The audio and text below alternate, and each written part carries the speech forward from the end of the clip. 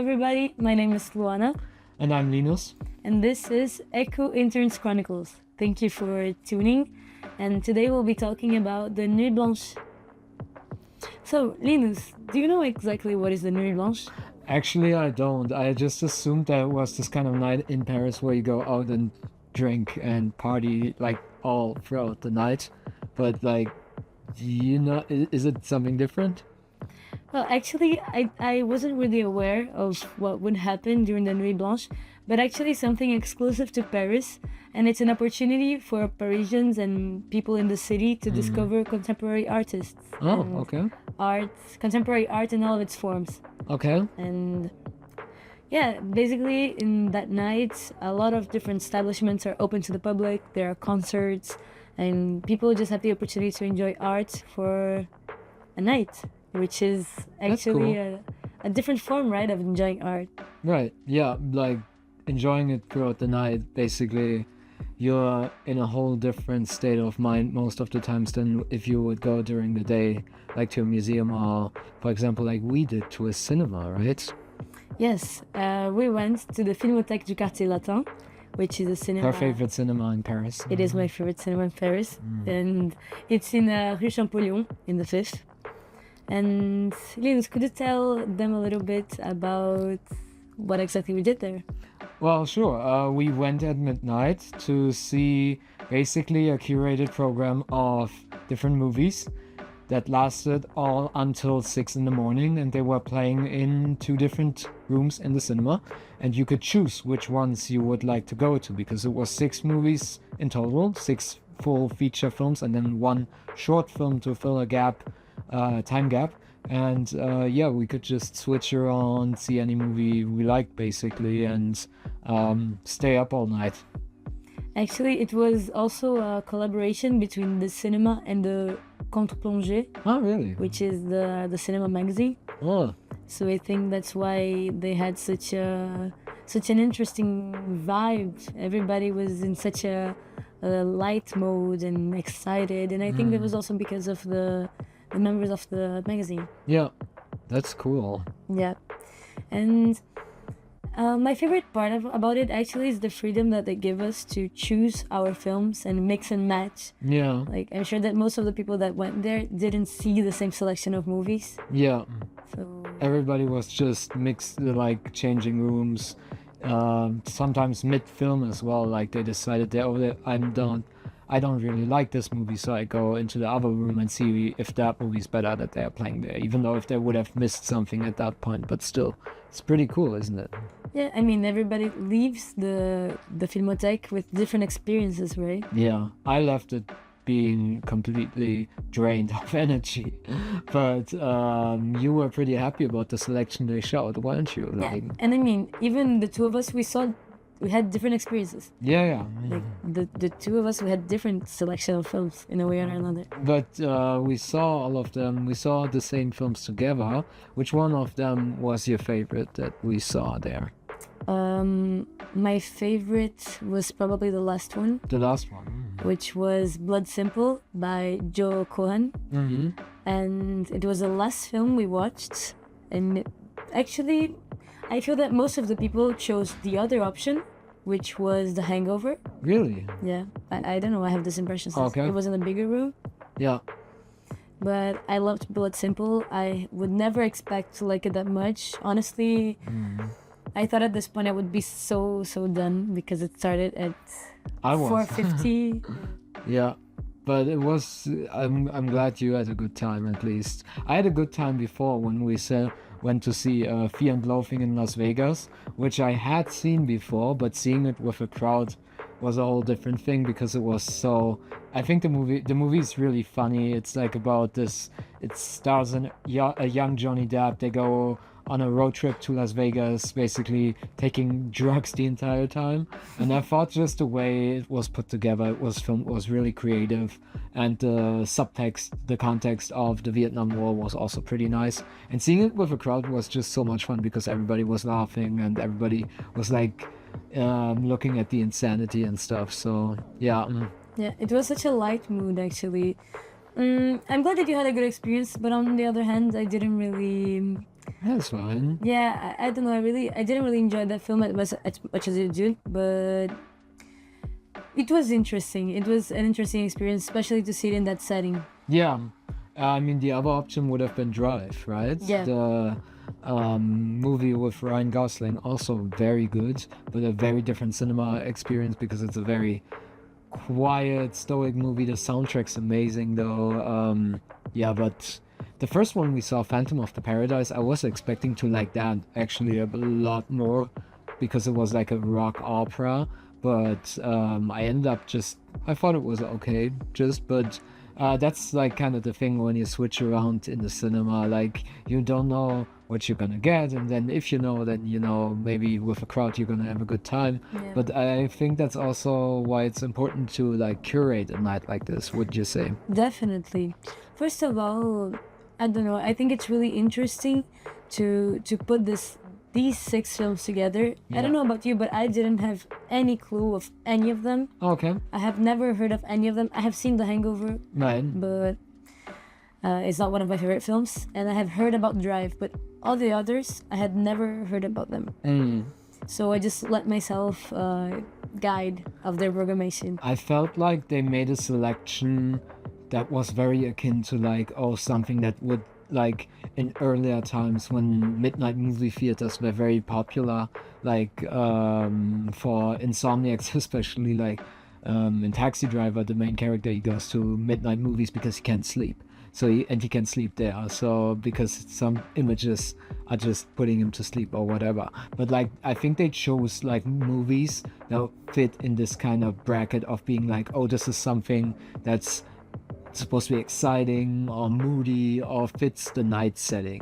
Because from you don't know From Dusk Till Dawn, which is by Robert Rodriguez and stars George Clooney and Quentin Tarantino actually in his like one of his few like full feature movie roles, and it's really this kind of like fun, bouncy midnight movie. I don't want to tell you too much because it's a great movie to see like on the first time. It has a great switch in it in the middle, and it's really made, I would say, when I watched it, I got this feeling it was really made, oh, this is meant to be seen like with a crowd who come to like have fun at like a midnight movie session or something, because it's this kind of movie. And the same thing I thought is true for Drive, which is also like moody and set at night, and then Fear and Loathing in Las Vegas, Phantom of the Paradise, and the last two, Blood Simple. The few bits I did see looked really nice and like also very moody, and the lighting looked very nice.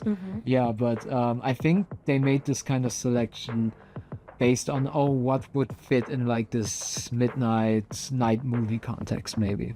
Like from the experience from the films, how I see them. But do you think it was a good selection in general?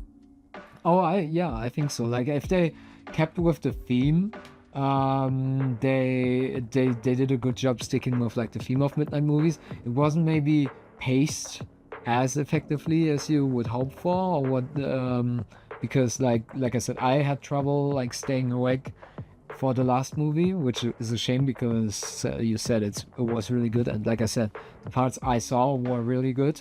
But yeah, I think that's a very difficult needle to thread, like balancing the pace.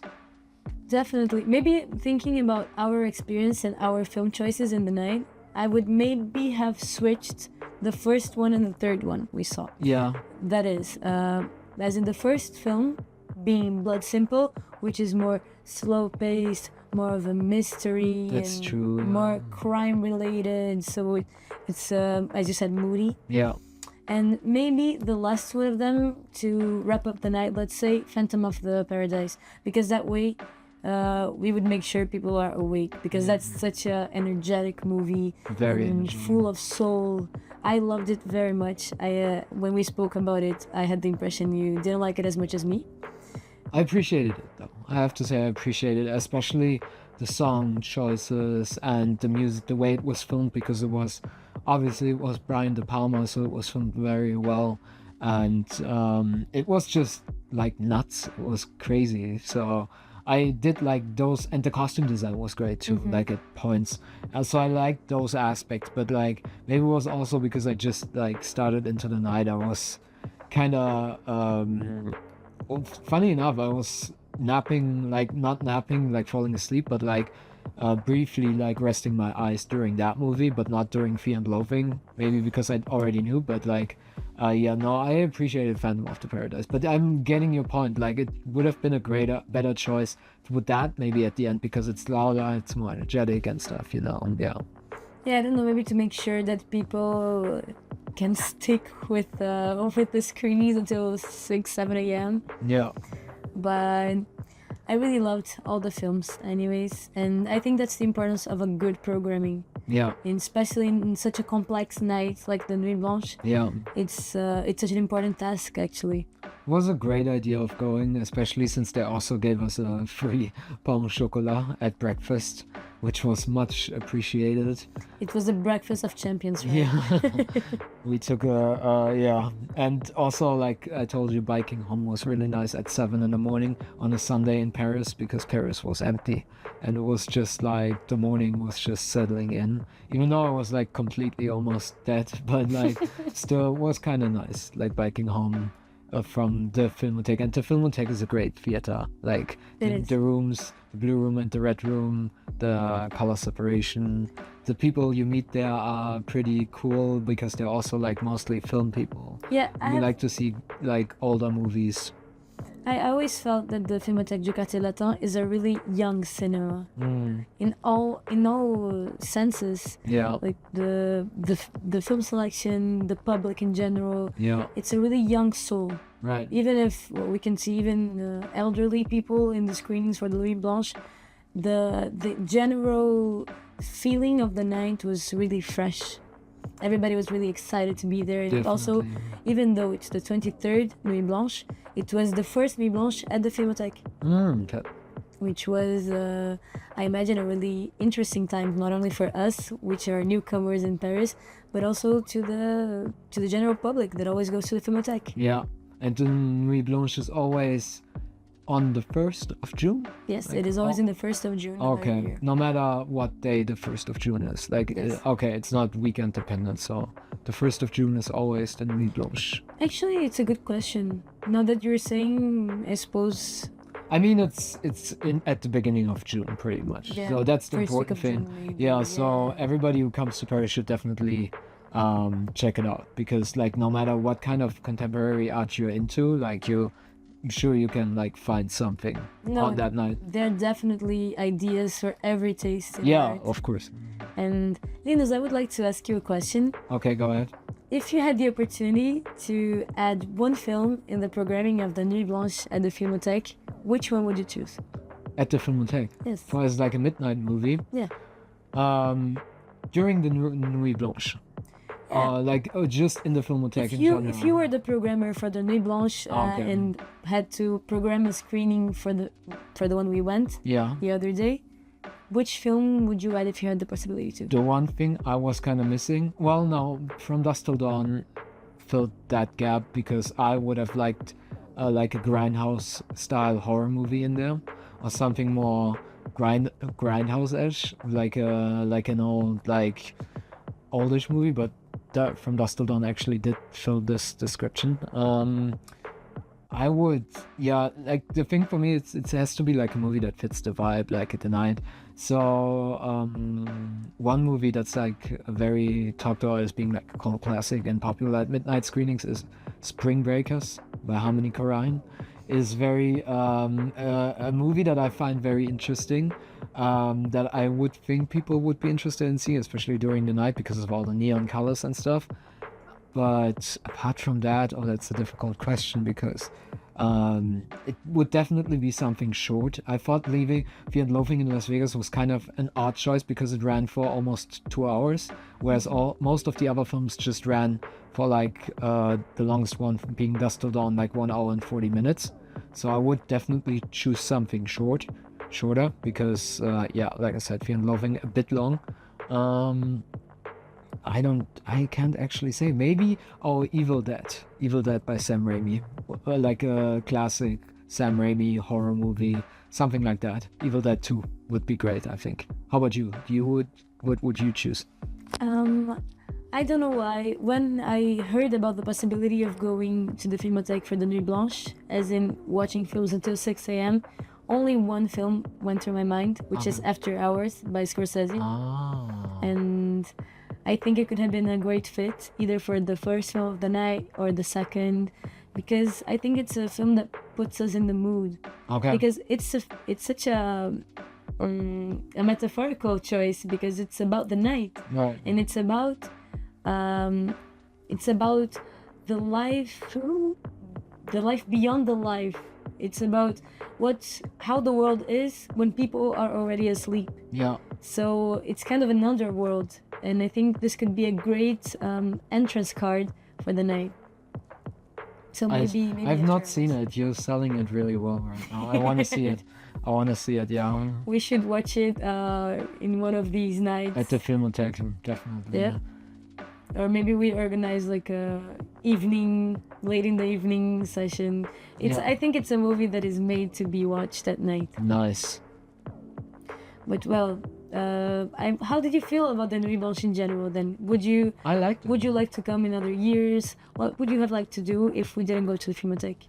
I liked it. I was actually not aware of the concept.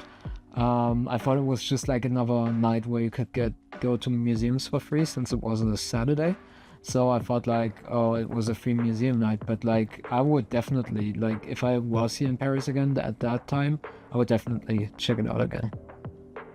Well, I'm really glad, and I'm really glad to have had the experience of going to the Nuit Blanche with you. It was really nice. Yeah.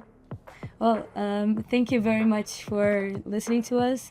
This was ÉCU Interns Chronicles, and next week tune in for more. Bye, guys.